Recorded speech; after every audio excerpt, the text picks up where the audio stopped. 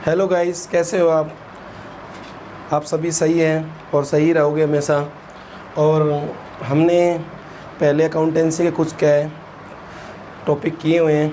आज आपके बीच में एक नया टॉपिक डिस्कशन करेंगे और उस टॉपिक का नाम होगा एक्सपेंसेस। और एक्सपेंसेस के अंदर देखो, आउटस्टैंडिंग एक्सपेंसेस भी होते हैं, प्रीपेड भी एक्सपेंसेस होते हैं। और ये जो टॉपिक है वो कॉमर्स के स्टूडेंट के लिए बहुत बेनिफिशियल है और बहुत ही इम्पोर्टेंट है। आप जितने भी लॉन्ग क्वेश्चन करते हो, बैलेंस शीट से रिलेटेड हुए, आपकी जर्नल एंट्री हुई, आपके एनपीओ वाला हुआ, आपका अनकम्प्लीट रिकॉर्ड बैलेंस शीट हुआ, उसमें ये बेनिफिशियल है। और तरह तरह के क्या है इसके बेनिफिट भी है। अक्सर इसके बारे में बहुत ज़्यादा पूछा भी जाता है कि आउटस्टैंडिंग एक्सपेंसेस क्या होते हैं, प्रीपेड एक्सपेंसेस कौन से होते हैं। तो इस टॉपिक की एडजस्टमेंट कहाँ कहाँ होती है, अकाउंटिंग ट्रीटमेंट कहाँ कहाँ होता है, इसके बारे में डिफरेंट साइड के आपसे पूछे जाते हैं।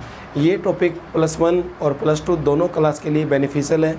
जो +1 में है उनके लिए ये आता है बैलेंस शीट में विद एडजस्टमेंट, फाइनेंशियल जो स्टेटमेंट बनाते हो उसमें, plus incomplete record balance sheet है उसमें भी इसका यूज है। और जो +2 में है उनके जो नॉन प्रॉफिट ऑर्गेनाइजेशन है उसमें इसकी एडजस्टमेंट होती है। तो ये जो टॉपिक है वो दोनों क्लास के लिए बेनिफिशियल है। तो पहली बात तो मैं ये पता होना चाहिए कि आउटस्टैंडिंग क्या होते हैं। ऐसे एक्सपेंसेस जिसको हमने यूज़ तो कर लिया बट पेमेंट नहीं की गई, ऐसे एक्सपेंसेस कौन से एक्सपेंसेस होते हैं। जैसे मान लीजिए मैं कहीं काम करता हूँ और मुझे 1 महीने के बाद सैलरी मिलती है। 1 महीने मैं काम करूँगा, जैसे मान लीजिए मैं 1/4/2010 से काम कर रहा हूँ और 31/30/4/2010 को मैंने काम किया।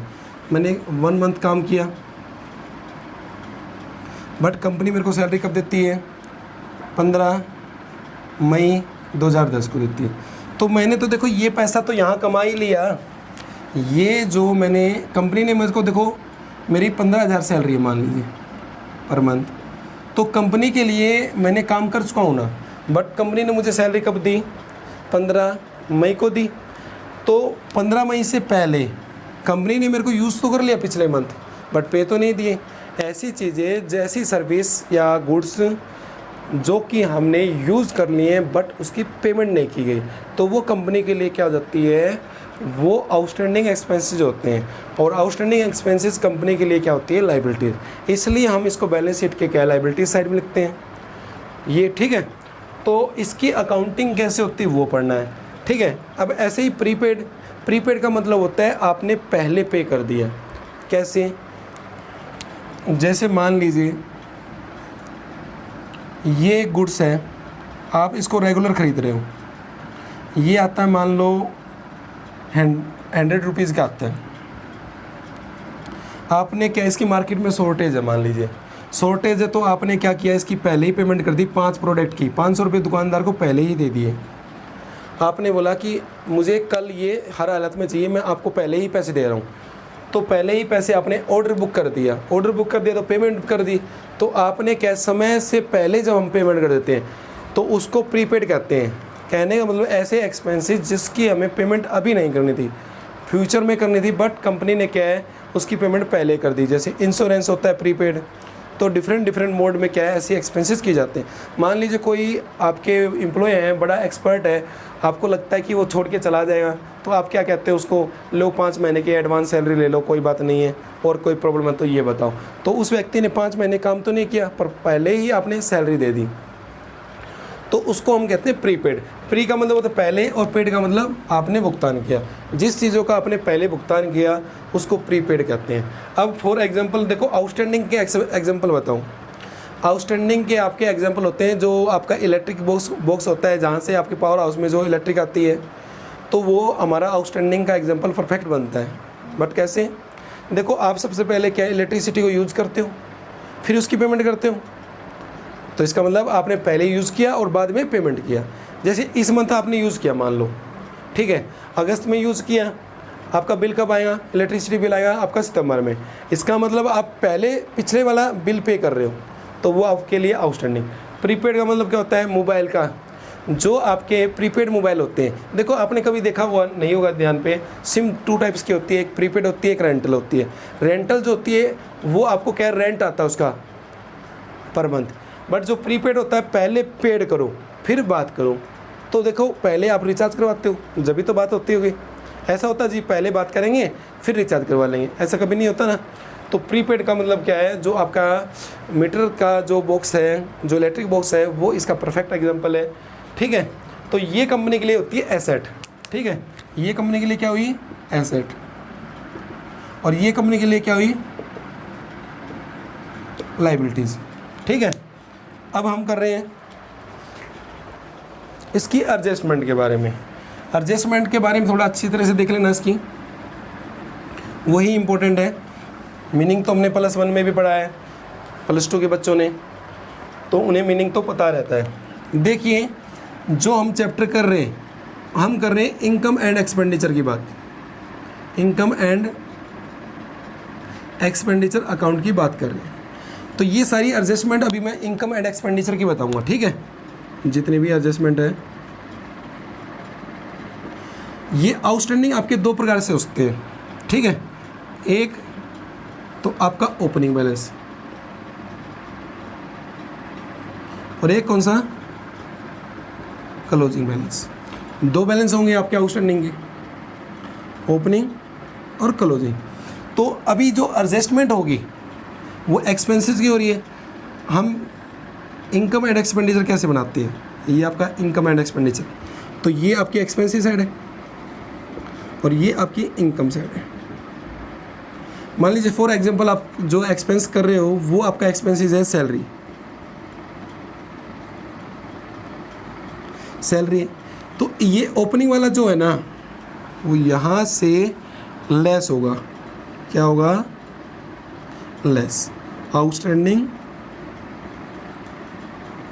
सैलरी। और यही देखो यहाँ से, ठीक है, इसको दूसरे कलर से करते हैं, ये आपका आउटस्टैंडिंग सैलरी ऐड। ठीक है, अब ऐसे ही देखो प्रीपेड भी होता है। प्रीपेड भी आपके 2 होंगे, एक तो ओपनिंग बैलेंस और एक क्लोजिंग बैलेंस। ठीक है, तो इसकी एडजस्टमेंट भी यही होनी है। तो इसकी देखो एडजस्टमेंट कैसे होंगी, ओपनिंग वाला यहाँ से चलता हुआ आएगा यहाँ पर, इसको यहाँ पर ऐड, एडवांस भी लिख देते हैं इसको, एडवांस सैलरी। ठीक है, फिर इसकी आएंगी आपकी यहाँ पर होते हुए, ब्लैक से कर देते हैं, वो क्या हुआ, लेस। एडवांस या प्रीपेड बात एक ही है, एडवांस सैलरी लेस। ठीक है, आपने अब कर लिया हुआ। ठीक है, अब इसी के बाद मैं आपको इसकी बैलेंस शीट के बारे में बताता हूँ। बैलेंस शीट में देखो कहाँ जाएंगे ये, तो ये जो ओपनिंग वाला देखो, ओपनिंग बैलेंस शीट में, ओपनिंग बैलेंस शीट में कहाँ जाएगा, आपकी लायबिलिटी साइड में, और ये क्लोजिंग बैलेंस शीट की लायबिलिटी साइड में, और प्रीपेड आपकी ओपनिंग बैलेंस शीट की एसेट में, और ये बैलेंस शीट की क्लोजिंग जो बनेगी उसमें। ठीक है, ये बात आपको थोड़ी बहुत समझ में आई होगी, स्क्रीनशॉट लो इसका, मैं आपको एडजस्टमेंट के एक टेबल बना के दे देता हूँ। ठीक है, टेबल बनाई,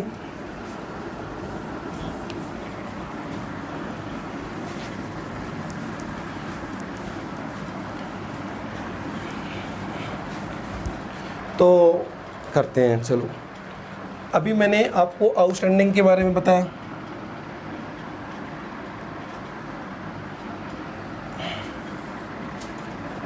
ये हमारे 2 बॉक्स हो गए,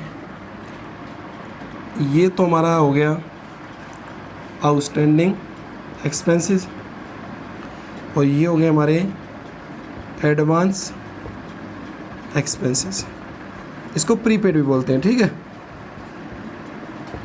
तो आपको प्रीपेड मिले तो समझ आना है कि एडवांस है।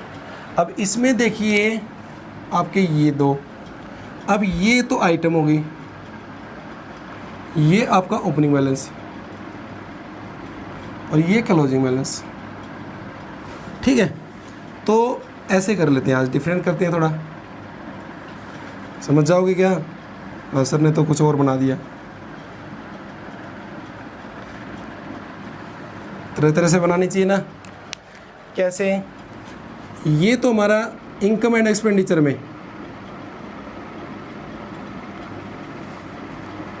क्या होता है, लेस। ठीक है, ये लेस हो गया ओपनिंग वाला बैलेंस। और ये आपकी जो बैलेंस शीट होगी उसकी लायबिलिटी साइड में, और ये बैलेंस शीट की क्लोजिंग है तो क्लोजिंग बैलेंस शीट में लिखा जाएगा लायबिलिटीज़ में। और ये आपका क्या हुआ, इनकम एंड एक्सपेंडिचर में ऐड, ये भी। अब ये देखो क्या होगा, ये ऐड होगा। अभी मैंने बताया था इनकम एंड एक्सपेंडिचर में, ये बैलेंस शीट ओपनिंग वाली बैलेंस शीट की पर एसेट में, और ये ओपनिंग वाली ये मैं लिख देता हूँ, ये क्लोजिंग है और ये आपका ओपनिंग है। और ये कहाँ, एसेट की क्या है, क्लोजिंग में। और ये क्या आपका लेस बना देना। देखो अच्छा, बाहर की साइड क्या है, देखो इनकम एंड एक्सपेंडिचर, और अंदर क्या है, बैलेंस शीट। ठीक है, तो ये हमें ऐसे करना होता है। इसके 2 क्वेश्चन करते हैं, उसके बाद आपको क्या है, समझ में भी आ जाएगा। ठीक है, तो स्क्रीनशॉट ले लो, लेना है तो जिसे।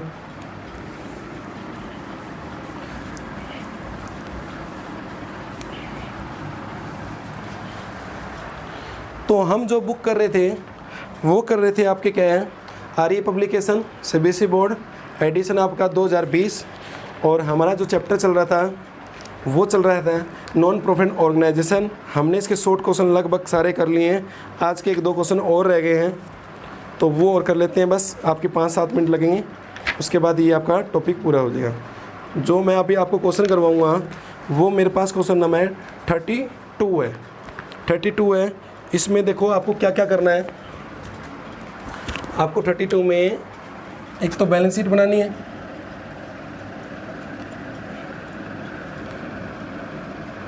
एक इनकम एंड एक्सपेंडिचर,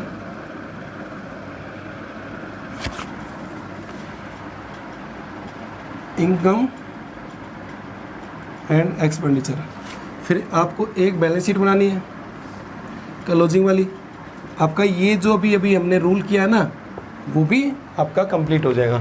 तो देखो हम किस साल के अकाउंट बना रहे हैं, हम बना रहे हैं 15 और 16 के। यहाँ लिखने से थोड़ा आसानी हो जाती है। देखो आपको सैलरी दी हुई है, तो सैलरी दी हुई है, यहाँ लिख दूँ। सैलरी दी हुई है 1,60,000। अब देखिए आपको सैलरी आउटस्टैंडिंग ऑन 31 मार्च 2015 कितने, 15,000 ही दिए हैं। तो 15 है, देखो 15 तो ओपनिंग हो गया इसके लिए, तो ओपनिंग आउटस्टैंडिंग है कितना, 15,000।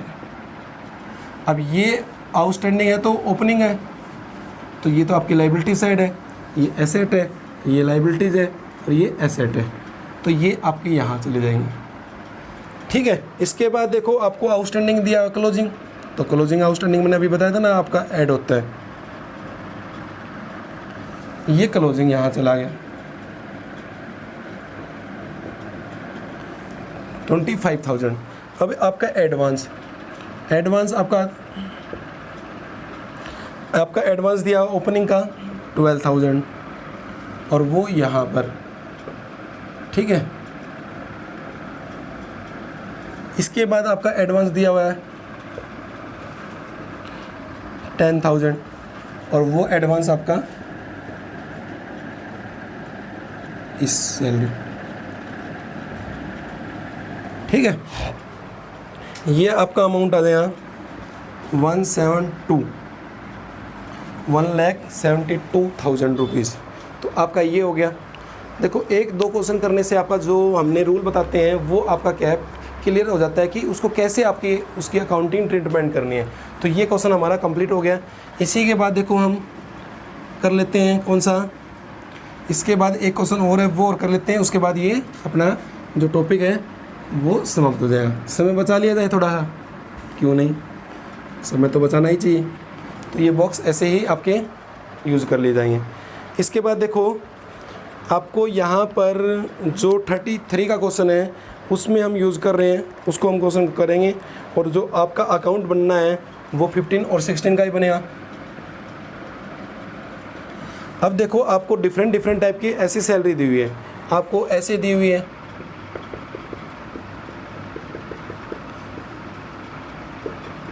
ये तो दी हुई देखो कितनी 3 लाख, ये दी हुई है 4 लाख और ये दी हुई है 60,000। तो आपको देखो अकाउंट किस ईयर का बना रहे हो, इसका बना रहे हो ना आप, तो ये अमाउंट लेके चलो बस, ठीक है। अब क्वेश्चन के अंदर देखो आपको कहा हुआ आउटस्टैंडिंग 31 मार्च 2015, आपको आउटस्टैंडिंग दे दिया 40,000। उस 40,000 के अंदर कितने मिल चुके हैं हमें 30, तो 10 तो अभी बाकी है, बट यहाँ से 30 लेस नहीं होंगे। क्यों नहीं होंगे? क्योंकि हमने ये ऐड किया देखो इस 4 लाख में। यदि मैं 4,90,000 लेता तो ये कह सकता था ना कि ये इसके अंदर ऐड है, इंक्लूड है, तो फिर लेस करने पड़ते हैं। तो जब आप क्या स्पेशल करंट ईयर का अमाउंट ले रहे हो तो लेस नहीं करते हैं। तो आपका अभी देखो आउटस्टैंडिंग कितना बच गया ओपनिंग का 10,000 बच गया ना। देखो 40 में से 30 तो मिल ही गए, तो 10 तो यहाँ रह गए, 10 तो बैलेंस रह गया ना आपका, तो वो क्लोजिंग बैलेंस शीट में चला जाएगा। इसके बाद देखो आपका आउटस्टैंडिंग कितना दिया हुआ है, आपका आउटस्टैंडिंग ऐसे दिया हुआ है, कितना दिया हुआ है ये पता है 62। जब ऐसे दिया हुआ होता है ना, ऐसे डेट होती है, या तो डेट आपकी ऐसे होगी 15 और 16, और एक या ऐसे होगी, तब ऐसे होती है। तो आपका जो आउटस्टैंडिंग रह गया है वो वाला, ये वो इसी के अंदर इंक्लूड है, तो हमें ऐड करना होता है ओनली करंट ईयर का। तो ये 52। अब यहाँ पर क्लोजिंग का कितना है, एंडिंग का 52, ये 62 आ गया। अब देखो अब तो आसान है, एडवांस आपका कितना आ गया, 15 का एडवांस दिया है, वो आपका लिखा जाएगा एडवांस 18,000, ये आ गया 470, और ओपनिंग का एडवांस है 18, और क्लोजिंग का एडवांस तक दिया हुआ आपको 16, ठीक है, ये 60,000 60,000 रुपीज़। तो ये हमारे क्वेश्चन हो गए हैं। तो आपके देखो इस चैप्टर के जो शॉर्ट क्वेश्चन थे वो सारे हो गए हैं, और अब हम लॉन्ग क्वेश्चन करेंगे, देखेंगे किस तरीके से किए जाए। तो आज के लिए इतना ही। आपको यदि ये काम आपके लिए पसंद आया, आपके लिए बेनिफिशियल है, तो आप चैनल को लाइक कीजिए, कमेंट्स दीजिए, सब्सक्राइब कीजिए और शेयर कीजिए। यदि आपको अच्छा लगे तो, यदि अच्छा ना लगे तो कमेंट्स बॉक्स में लिखें कि आपको क्या अच्छा नहीं लगा। ठीक है, आज के लिए इतना ही। Thank you.